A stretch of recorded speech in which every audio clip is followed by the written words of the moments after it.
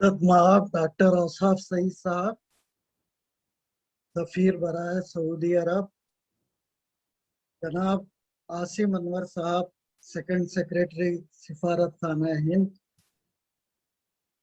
कल जो मेहमान खुसूसी थे शेख अकील अहमद साहब, और आज के मुशायरे के जो सदर है इरफान जाफरी साहब, और जो कन्वीनर है असलम अब्बानी साहब, महताब कद्र साहब।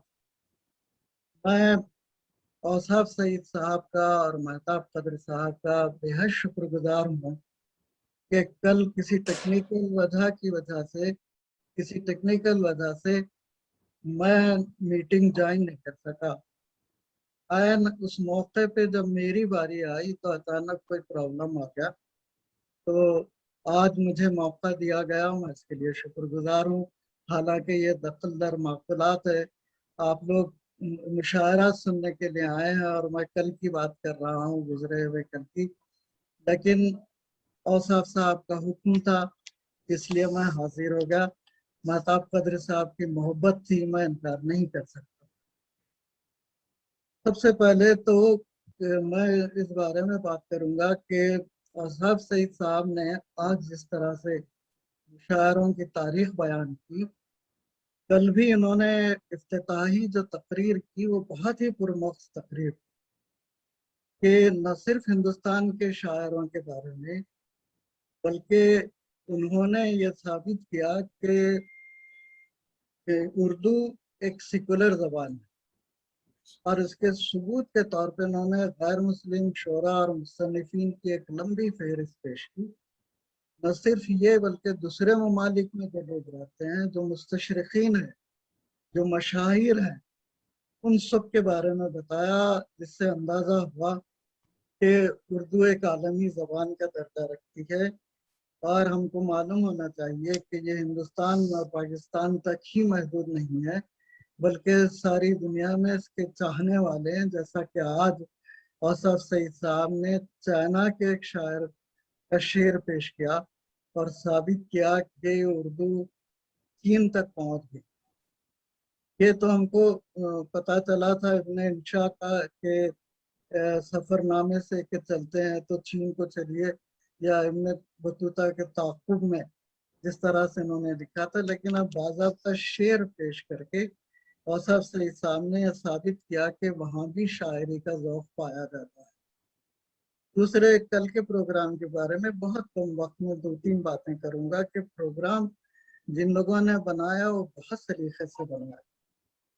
यकीनन पूरी टीम मुबारकबाद के काबिल है, इसलिए कि पहले दास्तां पेश हुई, उसके बाद दास्तां पे मजमून पेश हुआ, फिर दरम्यान में सऊदी अरब से ताल्लुक़ रखने वाले तमाम अदीबों और शायरों का जायजा लिया गया, फिर खाका निगारी पे मजमून पेश किया गया, फिर खाका पेश किया गया। इस तरह बड़ी खूबसूरती से यह प्रोग्राम तरतीब दिया गया। अब जावेद दानिश साहब की शोहरत के बारे में कल आपने देखा, सफदर इमाम कादरी साहब ने बताया, महताब कद्र साहब ने बताया कि उनकी शोहरत है कि उन्होंने पहले से लिखे हुए दास्तां के मतन के बजाय अपना मतन पेश किया और हिजरतों की दास्तां पेश की। अब कुछ ज़ेब दास्तां के लिए भी कुछ बातें आ गई इसमें, लेकिन हिजरत के कर्ब को उन्होंने दास्तानी रंग में जिस तरह से पेश किया वो काबिल दीद भी था, काबिल दाद भी था। फिर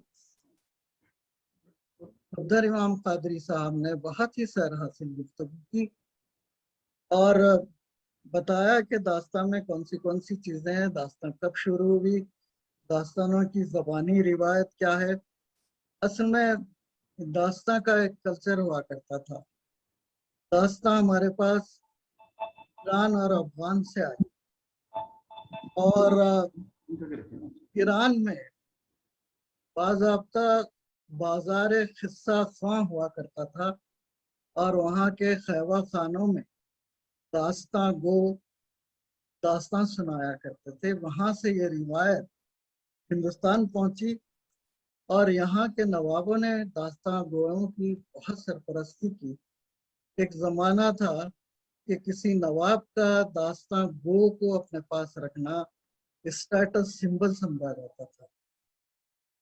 چنانچہ رامپور میں ایسی بہت سی زبانی داستانیں ہیں جن کو تحریر میں لایا گیا اور آج تک وہ چھپی ہیں۔ تو داستان کی جو روایت ہے وہ زبانی شروع ہوئی اور بعد میں اس میں لکھنا شروع ہوا۔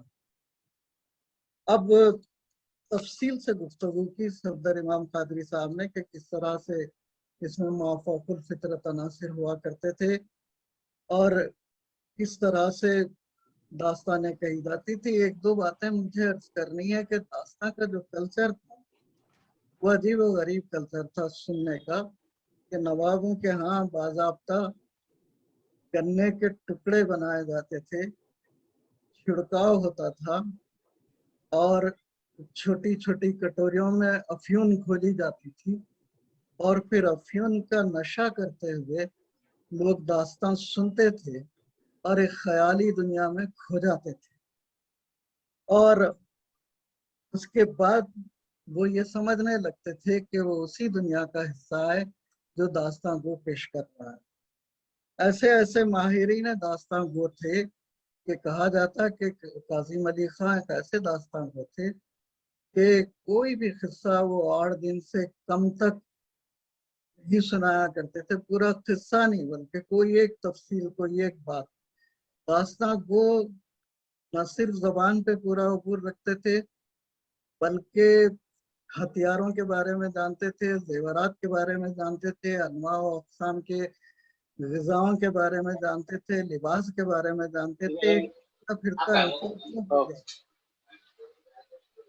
تو یہ ایک جھلک ہم نے دیکھی، ایک جھلک ہم نے دیکھی جاوید دانش صاحب کے ذریعے سے۔ اور ایک بات یہاں میں عرض کرنا چاہوں گا کہ وہ جو داستان گو تھے وہ لہجہ بنا کے پیش نہیں کرتے تھے بلکہ صرف قصہ سناتے تھے، اور مختلف کرداروں کا لہجہ نہیں پیش کرتے تھے، صرف قصہ پیش کرتے تھے۔ اور بھی بہت سی باتیں ہیں لیکن میں اختصار سے کام لوں گا۔ اس کے بعد فاضل حسین پرویز صاحب نے پوری تاریخ پیش کی 1952 سے لے کے سال تک جتنے شورا جدہ میں اور سعودی عرب میں ہوئے ہیں ان سب کا تذکرہ کیا، خاص طور پہ اعتماد صدیقی صاحب، حسن چشتی صاحب، نصر الدین سعدی صاحب، رؤوف خیر صاحب۔ اب یہ سب ہمارے درمیان رہے نہیں، یہ اپنے اپنے زمانے کے بہت ہی اچھے شاعر تھے۔ جدہ میں انہوں نے داغ بیل ڈالی، جیسا کہ ابھی آپ نے ناظرین مشاعرہ افغانی صاحب سے سنا کہ کس طرح سے سعودی عرب میں مشاعروں کی داغ بیل پڑی۔ وہاں جو نمائندگی کرنے والے شعراء ہیں، مہتاب قدر صاحب تو ہے ہی، لیکن محمد اقبال بیلن اور الطاف شہریار وہاں کے اچھے شاعروں میں شمار ہوتے۔ اس کے بعد غوث ارسلان نے خاکہ نگاری پہ ایک بہترین مضمون پیش کیا۔ انہوں نے بتایا کہ خاکہ نگاری کی کیا اہمیت ہے، پہلا خاکہ نگار کون تھا اور کس طرح یہ روایت آگے بڑھی۔ اور ظاہر ہے ہم سبھی جانتے ہیں کہ فرحت اللہ بیگ نے نذیر احمد کی کہانی کچھ میری کچھ ان کی زبانی لکھ کر سب سے پہلے خاکہ پیش کیا تھا، جو بڑا طویل خاکہ تھا۔ اس کے بعد سے خاکہ نگاری کی روایت آگے بڑھتی گئی اور ہوتے ہوتے یہ روایت جو ہے ہمارے کے این واصف صاحب تک آئی۔ کے این واصف صاحب نے اوصاف سعید صاحب کا خاکہ پیش کیا، لیکن وہ ابتدائی دنوں کا خاکہ تھا، اب اس میں مزید ان کو اضافہ کرنا چاہیے۔ یہاں ایک میں بات عرض کرنا چاہوں گا کہ عوض سعید صاحب ہمارے سینئر افسانہ نگار تھے۔ ہم لوگوں نے لکھنے کی ابتدا کی تھی اور عوض سعید صاحب ہمارے سینئر تھے، بہت محبت سے ملتے تھے۔ مغنی تبسم صاحب ہمارے استاد تھے اور ان سے ہم نے بہت کچھ سیکھا۔ جب ہمیں خبر ملی کہ اوصاف سعید صاحب نے IFS میں کامیابی حاصل کی، اس قدر خوشی ہوئی کہ کم سے کم مجھ سے رہا نہیں گیا۔ میں سیدھے مغنی تبسم صاحب کے گھر گیا۔ مغنی صاحب اس زمانے میں لکڑی کا پل میں رہتے تھے اور سامنے کی عمارت میں عوض سعید صاحب رہتے تھے، اوپری منزل۔ میں سیدھے مغنی صاحب کے پاس گیا اور میں نے کہا کہ میں عوض سعید صاحب کو اور فاطمہ آپا کو مبارکباد دینا چاہتا ہوں۔ یہ خوشی کیوں ہوئی آپ کو میں یہ بتانا چاہتا ہوں کہ حیدرآباد سے اور بھی بہت سے IFS اور IAS نکلے، لیکن یہ لڑکا ہماری رائٹرز کمیونٹی کا لڑکا، تو یہ ہم لوگوں کے لیے قابل فخر بات تھی۔ لوگ سمجھتے تھے کہ شعرا اور ادیب غیر ذمہ دار ہوتے ہیں، اپنے بچوں کی تربیت سے دھیان نہیں، بہت عمدہ پروفیسر، اور ان کی تعلیم پہ توجہ نہیں دیتے۔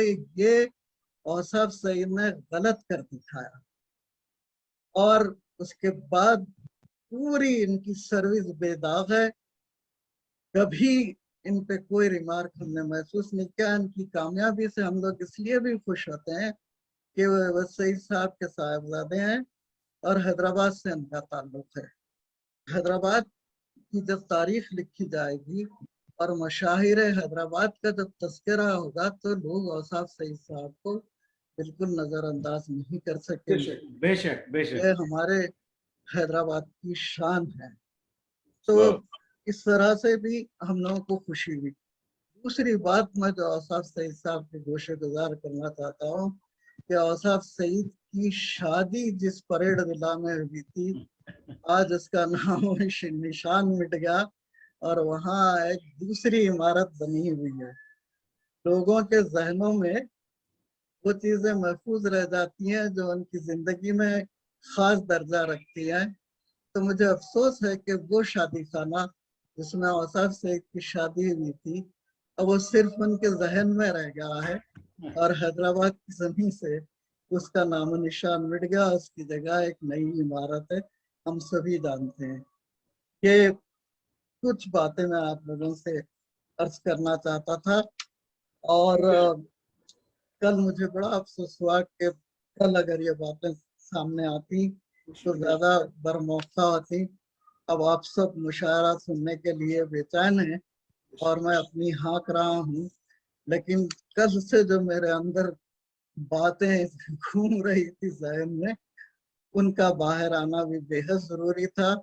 مجھے ایک نفسیاتی کشمکش سے باہر نکالنے میں اوصاف سعید صاحب اور مہتاب قدر صاحب کا بڑا حصہ ہے۔ میں ان کا شکر گزار ہوں، بے حد شکریہ۔